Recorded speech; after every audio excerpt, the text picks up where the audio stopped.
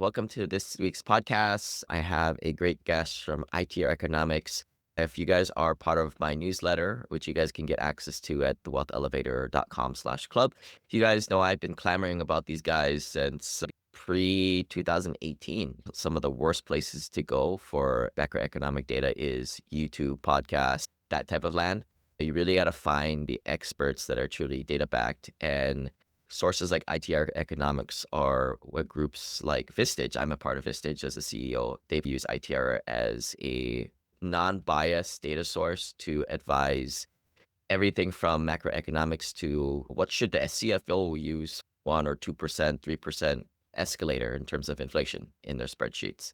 But Tara, thanks for jumping on. I know you guys had your claim to fame predicting recessions in the past, but maybe give me a little bit more background. Yeah, perfect. Thanks so much for having me. Happiest topic for me to talk about is always the economy because people have so many questions around that's what we do here at ITR. So we are a very data backed organization. We don't get into the politics of things. We really look more so at what the data is telling us. And then we compare that to all of the economic cycles that have happened in the past. This goes back decades of data analysis. And then we're able to forecast out well in advance. And we do actually have several key indicators that we use, like GDP is one of them. And we do constantly look at our methodology and our analysis, and then we evaluate how accurate we were when we did that analysis. Not to toot our own horn too much, but a lot of times we're right around the high 90s in terms of accuracy. So we're able to forecast out about at least a year in advance when it comes to these key indicators. And we mostly right when we do that. So when we come out and then we assert something about the economy, we have a lot of thought and analysis that's gone behind it. And we've really proven our methodology. So that's ultimately what we do at ITR. I always like that. The non-political, appreciate it from you guys. You watch, what is it, Fox News or Folks News? That's traditionally the more red news source. And then I forget what the other one, ABC, is. You're more blue. To me, it's just, I have my political affiliations. Supposedly, I try to keep that to myself, or if you guys come to Hawaii, we have some beers, maybe some of it comes out. But for the most part, when you're making investments, it should be really unbiased. And to me, talking politics on podcasts like this is a waste of freaking time. And when we do our events, we don't really do that. We make some jokes here or there. I think it's a little bit of theatrics, is a little funny. But yeah, Tara, let's get into, we're going to talk today about macroeconomics. People have their stocks, bond, mutual funds, investing in real estate. But I think to set up that conversation or get into these topics that I have, maybe it'd be good to set the table with what happened over the last, what is it, almost 5, 6 years now, right? Yeah. Inflation, pandemic. So maybe just to set the table when we start there with a little bit of history lesson.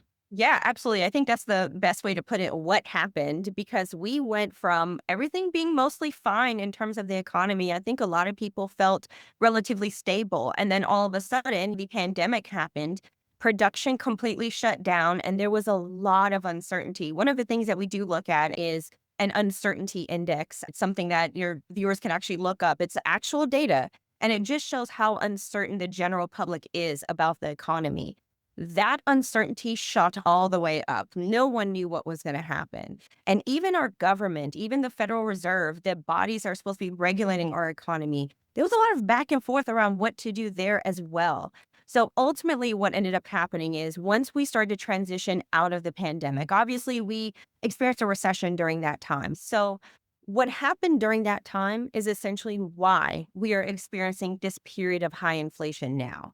We essentially overcorrected. So there are some automatic stabilizers that we have in our economy. So for example, the tax system is one of them. We typically like to let those things do their job rather than intervening either on the Federal Reserve or the governmental legislative side. But because this was such an unforeseen Black Swan event, we did almost everything that you do to stimulate an economy all at once. So production started to pick back up, which was completely shut down during the pandemic. And then on top of that, we had tax breaks. On top of that, we had stimulus checks going out. On the business side, we had PPP loans.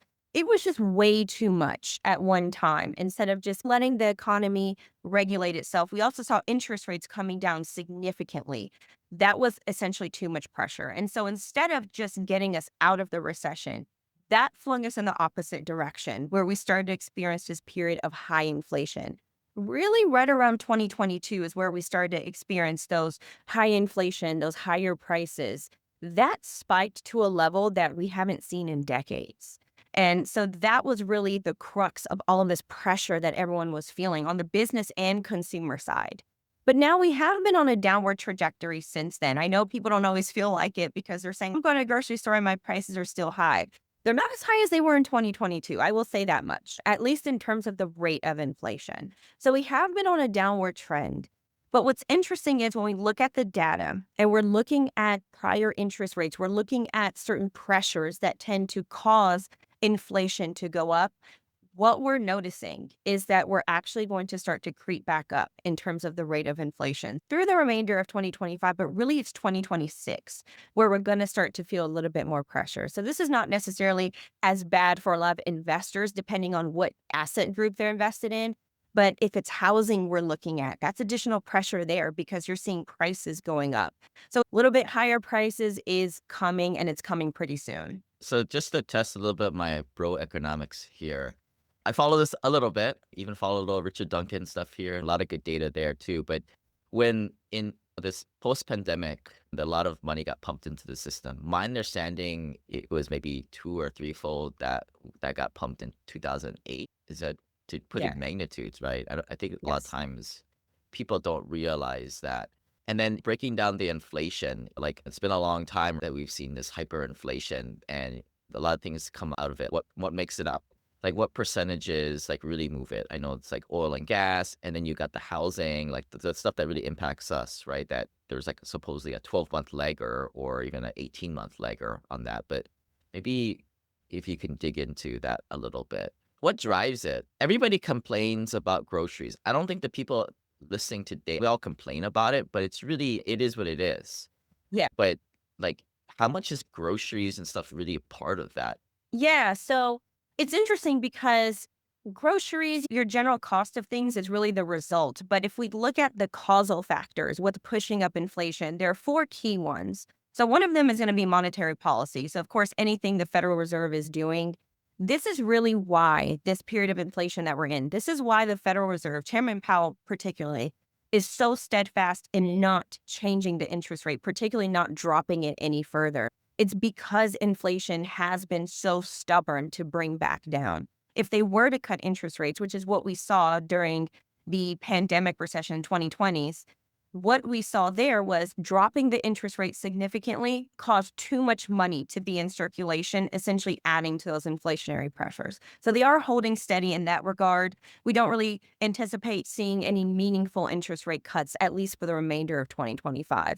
But also, the sale of bonds has a lot to do with that as well. We're actually seeing the amount of gross issuances growing over the past couple of years, which again is putting more money into circulation. That's one of those things that we track to see, is there a next round of inflation coming? And because we've seen that rise so much, we know that this is going to feed into that rise in inflation that we experience in 2026. Now, we've also been seeing a lot of tightness in the labor market. So right now, there's roughly maybe one unemployed person per job opening. So literally the amount of jobs that are available, you have one person per job, and you would have to take everyone who's unemployed and just put them in a job in order to fill all of them. Well, that's not realistic because you want a skills match. You want people who are right for the job. And that's what's putting a lot of pressure on the market. There just isn't enough availability of labor. And there's also that skills mismatch. So you're seeing it both on the employer and employee side. A lot of our clients are telling us it's taking them over a year just to find people to fill jobs that really, to be honest, aren't that complicated. It's just that the candidate pool is not exactly what they need. So that's putting pressure there. And of course, on the employee side, when you're unemployed, if you're not having funds coming in, that's going to put pressure on that household as well because they just can't find jobs. We're also seeing, because of inflation, but now if we add in tariffs as an additional layer, we're seeing commodity prices really increasing. And so the cost of raw materials on the production side, that's rising as well, which of course, that gets passed down to the price of final goods. And of course, businesses are not altruistic. They're not going to eat the cost. they pass it down to consumers. And part of that is because they have to maintain their margins to keep their businesses running. So they're going to pass that down to consumers. So that's really where we see the grocery part come in. It's because the cost is already on the production side still much higher. And then the last one is really just something that's out of our control at this point, and that's government spending. Now, the government has historically always spent too much money. Whenever we're in high inflationary times, we like to see the government cut back on spending, but that's just not what's happening. And the national debt has really gotten to a point where it is too high to make a significant dent in over the next. So it's a train that's left the station. And so those are the main factors that are pushing up the inflation rate. And that's why we're going to see that translating into 2026 and 2027. I'm wanting to get your expert opinion on employment. I can speak for within my CEO group or the CEOs in this stage. I will agree with you that the job market, us finding employees has been better, right? It's no longer just you have to pay them 10% more than Yeah. the other guy. That has gone away for sure the last 4 or 5 years ago, which is great for employers. This is why recessions are good for some employers because it resets things. Yeah. But what I'm curious, you say that it's more of a mismatch between people and jobs right now. It sounds a lot like commercial real estate where there's a mismatch between buyers and sellers in terms of pricing. Is this dynamic going to be shaking out soon, or how do these things normally play? Because now you have AI in the mix. That tightness is going to continue, at least for the next couple of years. So we don't anticipate seeing a change there.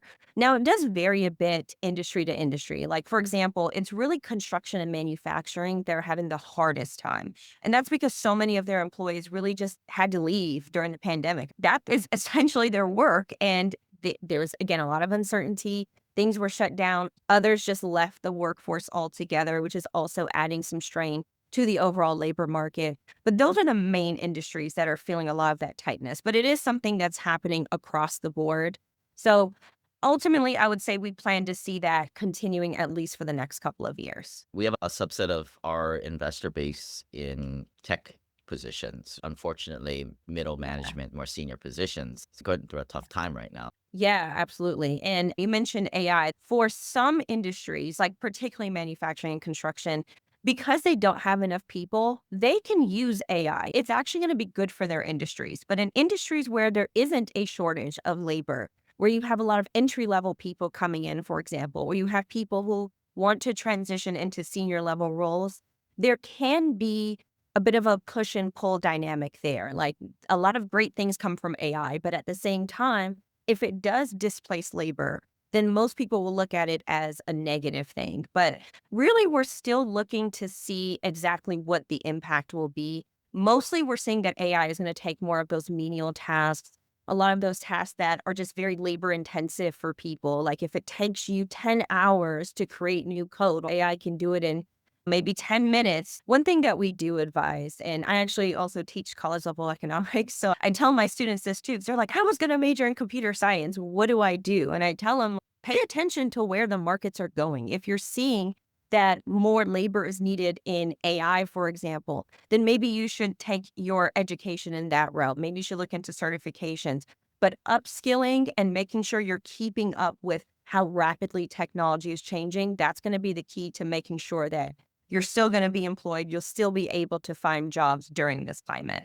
Yeah, I've heard like their unemployment for new college grads has gone up by 20 or 50%. Oh, yeah, it's pretty bad. Some people say this is the worst job market for new grads ever. I don't know. As a millennial, I have a little bit of PTSD from the time when we were getting into the workforce. So I'm not completely sure if it is the absolute worst, but it's definitely up there. It's very hard for them to find entry level roles and just really get out into the labor force. Yeah, I know. Like my daughter's in preschool, so it's like we look at these private schools and their outlook on AI curriculum, and only a few of them have somewhat of a design program thus far. And initially, I wasn't, did they even need that? But now, it's, yeah, if the college grads so quickly are being impacted like this, it's Yeah. a no-brainer. But I guess fact or fiction here, I think we all hear the unemployment numbers is cooked. We hear this idea that it doesn't count the people who gave up and are just deadbeats at the maybe clear this up for us a little bit. Yeah, so you're right. That's where a lot of times people get confused about what the unemployment rate is. So the unemployment rate only takes into consideration the people who are willing and able to work and are actively looking for work. So there are a lot of groups that are not included in that measurement. So a lot of those people during the pandemic who were looking for, maybe let's say they were laid off or their jobs were just not open and so they couldn't work. A lot of them kept looking for roles, kept looking for work, but they couldn't find anything, so they just gave up. Those people would not be counted as part of the unemployment rate. So sometimes that measure can be a little bit misleading if you don't realize that anyone who is, of course, children are excluded, retired people are excluded. But then let's say you're a stay-at-home parent, you're not included as part of the unemployment rate. If you gave up looking for work, you're not part of the unemployment rate. If you're disabled, even temporarily, you're not included in the unemployment rate. If you don't have full-time employment, you're not included as part of the unemployment rate. So people who are doing contract work like Uber, DoorDash, etc., they're not included in the unemployment rate. And they're not included for two reasons. Number one, you need full-time work, and it has to be like full-time W-2 type of employment, or it could be contract as long as you're considered a full-time employee. That can be included as well. But if you're a part-time worker, that won't be included.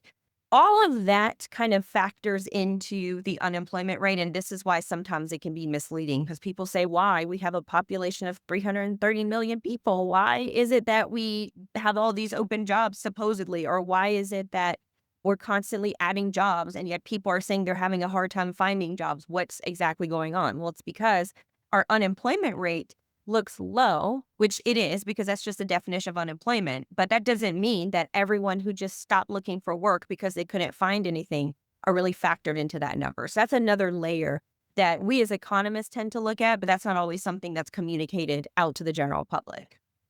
Yeah, so like at one time, and maybe I paused doing this a little bit, but I had this unemployment goals or like this tracker for like unemployment, GDP, CPI inflation. And I would suggest everybody have their own like things that they track. This takes all the stupid headlines out of the picture, but it's just numbers Yeah. based. But you mentioned the issues with this unemployment number that kind of dances between what 3% and 5%.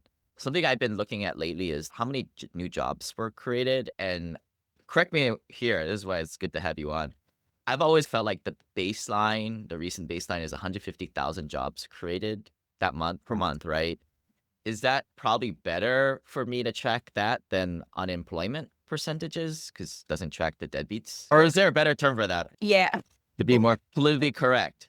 Oh, wait, we're not supposed to be politically correct anymore. I'm confused. I'm just confused. We're confused. Yeah, yeah. Economists have a funny way of naming things, and it's just completely not politically correct. So if you don't take that route, that's totally fine. But I think it really depends because there's also so many components to unemployment. Sometimes unemployment is just temporary. We call it structural unemployment. There's like scenarios where someone maybe voluntarily left a job and they're just taking a month off before they start their new job. So that's not really a cause for concern. These are people who have job prospects, but they just want to take a little bit of time off. So all of that's included in unemployment. So I wouldn't necessarily stop taking that into consideration, but I would definitely add the number of jobs being added as well, because I think that helps to paint the picture of the overall workforce. Because you're looking and people are saying, I can't find jobs. I think one of the questions you would come to is, are we actually growing in the number of jobs that are being added? What exactly is going on there? But I think once you track all of those metrics, you start to see these kind of don't go together. So there's something else. And that's where we get to there's a skills mismatch going on. And that's why employers are having a hard time filling roles. But at the same time, employees are having a hard time getting those jobs because the employers are looking for something very specific. Like earlier, you mentioned some of those like senior level roles. Well, a lot of these employers are being very picky. And a lot of that is because of the fact that wages have been rising and they're having to be more competitive when it comes to finding employees. And pretty much the number one way to be competitive is salary. So they're saying, if I'm paying this high level of salary, I want my entire list of what I want in a candidate. And for the most part, no one has 100% of those qualifications. I think 80% is usually pretty good. You can learn the rest, you can make up for that deficit. But these employers are saying, if I'm paying this much, I want a unicorn. And now we have AI. So now a lot of them are looking like, can I just switch things around? Maybe I can take the responsibilities of this role and just pass it out to the employees I already have and just eliminate the position altogether. So even though we're adding jobs, there's a lot of other stuff going on at the business level that's, I wouldn't say skewing the results, but it's not translating like an exactly like the square doesn't fit in that circular box kind of thing. Yeah, yeah. So it reminds me of, in a way, supply and demand is how many jobs, how many job seekers. Whereas in our multifamily apartments, do we have a unit to fill? Is it open? Is there buyers and sellers? But in reality, it's how many of those units are being filled, or what we call absorption. And in a way, absorption for jobs is the job creation number. So putting ourselves in the shoes of Mr. Powell, who seems to be a very powerful person these days or these last few years, obviously he doesn't want inflation to come back. He doesn't want to be a Volcker again and be on the wall of shame of the Fed for doing that. For people with context, Volcker thought inflation was gone. It came back like a mother, and it just took way too, and like it was just a world of pain. So he doesn't want to be like that guy. Right. So that's why he's being a little more hawkish. Is that the word? You could characterize it that way. Yeah. So what is he looking at? So what exactly is he looking at, and where do you see him moving in the next year? And also maybe we'll get a more midterm, 3 to 6 years too. Yeah, so a lot of it is it's a combination of things, but one of those is the consumer price index, another one's the producer price index. So they're looking at holistically what's going on in terms of those causal factors that would push inflation upward. So because of all of those elements, what they're seeing is that prices are continuing to go upward, which is exactly like directly correlated with inflationary pressures. So because prices are not coming down, which is what they wanted whenever the Fed cuts interest rates, they're trying to stimulate the economy. We essentially don't have enough money in circulation. We actually still have too much in circulation. And we know that because even with those rate cuts, they're not seeing inflation, the rate of inflation particularly, coming down to what they would like to see or what they anticipated. So if they go and make a change when they haven't even met that objective or the economy hasn't met the objective, it's never gonna get there. It's essentially going to fling us back into that higher inflationary period, specifically if they come down. Now, if they raise interest rates, that would, in theory, bring down inflation because that's ultimately part of the playbook in terms of monetary policy. When you have too much in circulation, raise interest rates, curb a lot of that home buying because interest rates are higher. It basically calms down economic activity. But then the opposite happens when you want to stimulate, when you need more transactions happening, that's when you lower interest rate. So that's why what they're seeing now is we changed the interest rate a couple of times. We saw some movement, but we're not seeing exactly what we hoped for. And so that's why he's holding steady. He wants to see the economy regulate itself based on the changes that have already happened. And then once we see that come to fruition, then they'll make adjustments based on where the economy is heading and where their ultimate goal is. So is it like when they lower the rates, they're basically printing money, right? But is it like that money is not getting spent or utilized in a way? Like it just stays as slack in the system? When they lower the rates, the money does get spent. We saw that during the pandemic period when interest rates came down significantly and people were buying and selling. We saw particularly the housing market go absolutely insane for multiple reasons, but that was one of them, those low interest rates. But because they've been raising interest rates steadily, just by 25 basis points, they're hoping to stop that flurry of transactions because we just have too much in circulation. So when interest rates are higher, not really on like the stocks and bonds side or anything, more so on the housing side, people are less likely to want to buy homes during that time. So that's a big market for our economy. So if we can slow that down a little bit, then that does slow down higher inflation. But the problem is now there's pressure on the housing market. So really why they're holding steady is because they've already made these interest rate changes and now they just want to give the economy some time to do what it does because the economy is just very slow. And if you do start meddling with things too much, you can essentially fling the economy in the opposite direction and just create a whole nother problem. So based on all those pressures that they're seeing, based on the fact that now we have tariffs added in, that's an inflationary pressure. And so they're like, oh, now we have a new factor that we didn't have before when we were making these interest rate decisions. We got to wait and see exactly what happens because we haven't seen the full effect of tariffs yet. I'm not a Team Powell fan being in real estate, but that makes sense, right? Yeah. But is it the business industry? Is that really what drives this thing? Or from what you said there, it made me feel like they're really looking at the person on a main street buying a house, right? What's really the concern, or which one's actually Yeah. bigger? It's going to be basically those four causal factors. So they're looking at the labor market. That's a big one. They do look at overall businesses too, but they primarily look at overall price levels. So they're looking at what's happening on the consumer price index, the producer price index. They're seeing that upward pressure already building. And so that does come from businesses, for example. If businesses are starting to charge higher prices, you have to think, why are they higher? If you go back to their production and the cost of everything is higher. And this is both on the manufacturing and service based side as well, because even for service based industries, imagine if your cost of, let's say you have an office space, let's say your rent has gone up. A lot of times you're gonna have to pass that down to your consumers. Or if you're seeing consumers not really spending as much in a particular industry because they're having to pay so much of their budget somewhere else, for example, they're going to have to reevaluate their overall pricing. So the Fed does see that and they're like, okay, prices are going up. This is going to add to inflationary pressures because the higher prices you pay, the more money is in circulation. Therefore, it's pushing that inflation rate higher. So they definitely do look on the business side as well, but they're looking really holistically at everything and saying prices are going up. That is inflationary. Yeah. So if the tariffs thing weren't here, we'd probably see a few more rate cuts at this point. The tariffs would have stopped that because this is again another inflationary pressure. Like we thought we had a little bit of normalcy coming back to the labor market, as you mentioned earlier. Businesses weren't having to compete as heavily as they were during the pandemic, during the great, what was it called? The great resignation is like another colloquial term. They don't have to compete as hard. Salaries aren't as high as they were at the time, but they're still having a hard time finding people. So that's definitely gonna add to it too. They look at everything and they're like, "This is gonna be a problem. Keep those rates high," because the last thing they wanna do is add another stimulus to the economy that's already a little overstimulated. So tell us what's happening with tariffs and when do you see that working its way through? Because honestly, I've been detached from it. Does it impact e-commerce guys, other guys who buy the raw materials, but us real estate investors were on the Yeah. back burner, less impacted. I talked to my coach about purposely not following these types of headlines because it just is a nuisance. But Yeah. maybe catch me up. What's been going on Yeah. there? Seems like they've been resolving things. What is the light at the end of the tunnel coming up? Yeah, I mean, it's a little better because initially all we heard was tariffs are coming.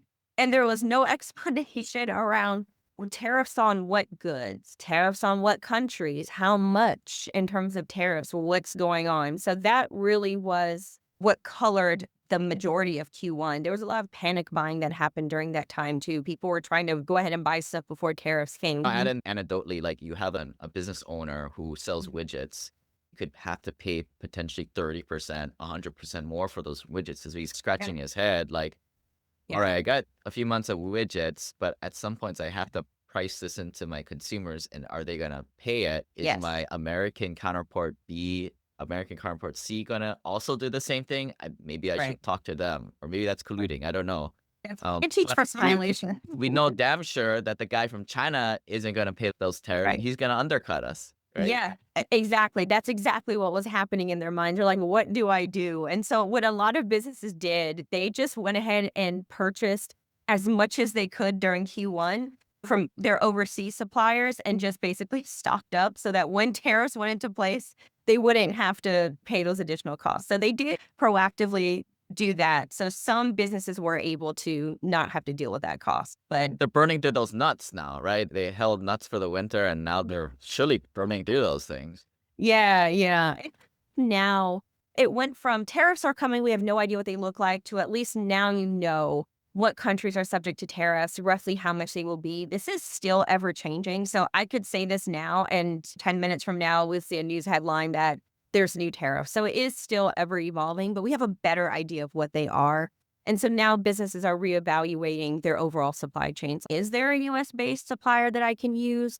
But I will say that most businesses, they're just going to pass down the cost to consumers. And this does affect virtually every industry. So it may not affect every business directly. So, for example, a lot of service based industries are like, that's tariffs on everybody else. But what about the general supplies that you have to buy to keep your operation running? And then when we talk about housing, for example, Tariffs impact the housing market and the overall housing industry pretty significantly because raw materials in terms of building homes is one of the fundamental aspects of the industry. How are we going to have homes if we don't build them? We're going to have to get most of our raw materials imported. For example, we get a lot of lumber from Canada, and certain types of lumber, they just don't grow as trees here in the United States. They only grow in Canada. So we're stuck there. We have to get it from there.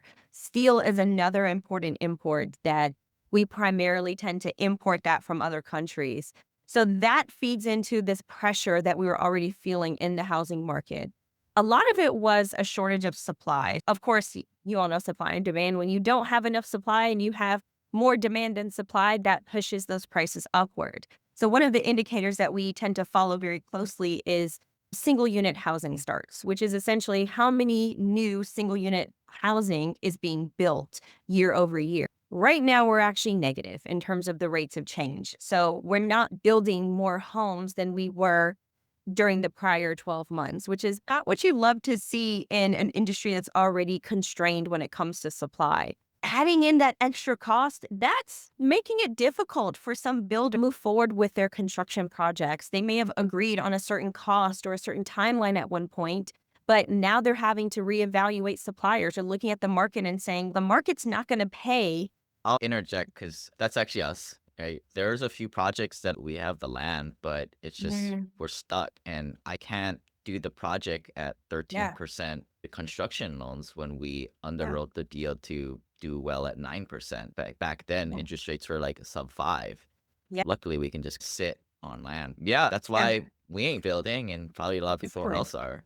Exactly, because it wouldn't make sense to. And then if you built it at this, let's say you could come out of pocket for that additional cost just to fund the project, you have to be able to sell it for a price where you can at least get your investment back. But if the market is not willing to pay it and they can't pay it because not only is the sticker price of the house higher, but interest rates are higher than what people would like to see as well, that's really cutting into affordability. And so it really doesn't make sense for a lot of builders to move forward when they were already facing the fact that interest rates are higher, buyers are a little skeptical. But then now the cost of just building it is even higher because of tariffs. So things are slowing down, kind of stand still. But I will say, as we get into 2026, what we're seeing in terms of just housing starts is that a lot of those projects will start to resume. It's just going to be a mild bump upward in terms of single unit housing starts. So mostly when we get to by the end of 2027, it will be relatively flat. So it would have plateaued at that point. So small upward blip and then just plateauing from there. So really sluggish industry. Yeah, and that's the frustrating part is all of us and they out there are just holding on their construction projects, Yeah, and it'll just flood the market again in 2028, 29, 30, and then we'll exactly. just go on this bipolar binge that we've been doing. Exactly. You guys have this really cool, like you have the sine curve, and you kind of have different industries on different points of the, Yeah. macro Business cycle. cycle. Maybe it's hard to do on the podcast form, but maybe briefly go over some of the highlights on that. Like which ones are we talked about Yes. single family starts, but what are some of the other industries and how does that relate to the people listing? A lot of people have stocks, bonds, mutual funds, and stuff like that. And Yeah, so we basically separated out in terms of which industries essentially have to do their part first, if that makes sense. So when we talk about like any of the investment portion, that's going to be more so on the later side of things. The overall cycle for investments, mutual funds, stocks, bonds, etc., that's going to be further over on the side. let's just share your screen if you don't. Okay, Okay. yeah, I want to actually show it because I think that will be best. Yeah, that'd be better. That way I'm not sharing your guys' paid newsletter. Yeah. And this is the stuff that businesses will subscribe to and arm their finance departments with to make better Yeah. decisions. I know you guys will come in, consult in-house is how you guys will work with a lot of folks.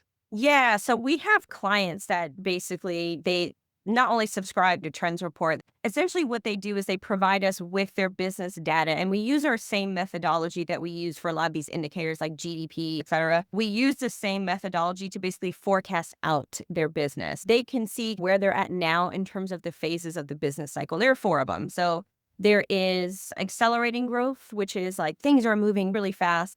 and you're experiencing higher than the prior year rates of change in terms of growth. So they're experiencing that. We talk them through what exactly that means. How do they plan around that? How do they best prepare to go into the next phase, which from accelerating growth, this is normal too. You go into slowing growth where things just aren't moving as rapidly as they were before. Again, this is not a bad thing. It's just the natural flow of businesses. So they go from there and then they'll move on to Sometimes it's funny, it doesn't very, move for 2 or 3 months. yeah, Why did they do that? yeah. You guys broke apart the single family starts and then the commercial starts, which I thought was great. People like to try to talk about it as a whole, but it's really not that simple. You got to break it down into sectors because they're all behaving a little bit differently. So these are the business cycle phases. And so slowing growth, of course, if that continues to slow, they'll go into a recessionary period and then eventually they'll recover. So this is ultimately what we talk through with our clients. And then I think this is what you're referring to when you said the overall businesses, correct? Yeah. So what we see in terms of financial, which includes any investments, they're on the later side. So if you think about this in terms of a train, the industries that tend to lag the overall economy, so they tend to take a longer time for you to see them move through that business cycle, they tend to be over on this back end. So construction tends to be one of those slower moving economies. Consumer prices tend to be sticky for the most part, so that's why you don't see them moving through the business cycle as rapidly as, for example, the financial industry. That's a rapidly, sometimes day-to-day changing industry. And same thing with wholesale trade. We see that on a more rapid movement as opposed to, for example, construction and retail. I would guess because financial is governed by, like, the government, Fed rates, that type of stuff, so they're, like, the first to go through the Yep. journey, right? Yep, absolutely. Okay, so we're seeing right now housing, is that residential? Is that commercial? That's in the trough right now. Yeah, it's gonna be single and multi-unit housing. That's mostly how we look at it. You don't necessarily have to take this as it's always in the trough. Right now, I would say it's moved up a little bit, so it's more so in this area. At least it will be by the end of 2026 and through 2027. We're actually anticipating housing will move into accelerating growth, even though that's not gonna be a high rate of growth. Compared to the previous 12 months, it will be fairly positive at that point. So Arbor Small Multifamily Price Index, they reported a 1-year change, first Mhm. time of 2 point Mhm. positive 2.6%. So Yeah. we're seeing that potential coming off the bottom as of this quarter, Yeah. which is exciting news because it's been a world of hurt in commercial Yep. real estate X amount of years. Yeah, definitely. It's been tough, but there is some good upward movement that we're seeing. It's not going to look like it was pre-pandemic. So I just want to make sure everyone knows it's not going to be that, but it's just a very slow recovery going from total shutdown to the rise in interest rates. People are like, "Oh, great, 3%, I can buy a home." If you missed out because supply was so constrained, now you're having to contend with much higher interest rates and people are like, "No, I don't want that. I want the 3%." We're not going back down to 3%. That's not happening. Honestly, the rates now are pretty good compared to what they will be because we do see that inflation building that can push interest rates upward too. So that's something to keep in mind for anyone who's planning to take out loans for any purpose. If you're planning to use some leverage for your business, if you're planning to take out a mortgage, make sure you've got a fixed interest rate because as inflation starts to build, you definitely don't want a variable interest rate having to pay those higher rates when you could have just locked it in for a solid 5 to 7 years is probably going to be good to get us through this inflationary period. So to close things out, maybe a little bit of a lightning round here, short answer form. What are some of the black swan things looming out there that you guys are watching? Couple bad ones, couple good Yeah. ones. Black swan events, for people who don't know, are like things that are out there that people freak out about. 5 years ago, we're all worried about Kim Jong Un blowing us to smithereens. But Dennis Rodman went over Yeah. there and solved that, Hammer it. nip that one. Yeah. So what are like the current black swans? Or I mean, your job harder. So a good one is potentially Russia-Ukraine war could end, right? That could be a good black swan coming up. Sure. I was going to say, actually, war is the main Black Swan event. And unfortunately, we have multiple of those possibilities going on. So you could argue that, yes, if the Russia Ukraine war, if this administration gets everything they want, they will stop. And so that could be something that potentially has an impact on the global economy. So that's something we're watching. But then we also have the possibility of war popping up in other areas of the world. China and Taiwan are currently in a back and forth. Iran and Israel were in a back and forth. They've ceased for now, but who knows what might transpire there. There's Palestine, Israel. There's a lot of back and forth there as well. So those are the main ones that we're keeping an eye on, mainly because when you think of the Middle East, North African region, we get a lot of our oil from there. If we do see a conflict popping up, especially a long-term conflict in that region, that could affect oil prices. And it's always a trickle down with materials like fossil fuels, oil, anything like that. It's going to affect many different industries, and it's going to affect people not only on the household level, but the business level as well. We definitely keep an eye on things like that and see how the effect eventually trickles down if that event does happen.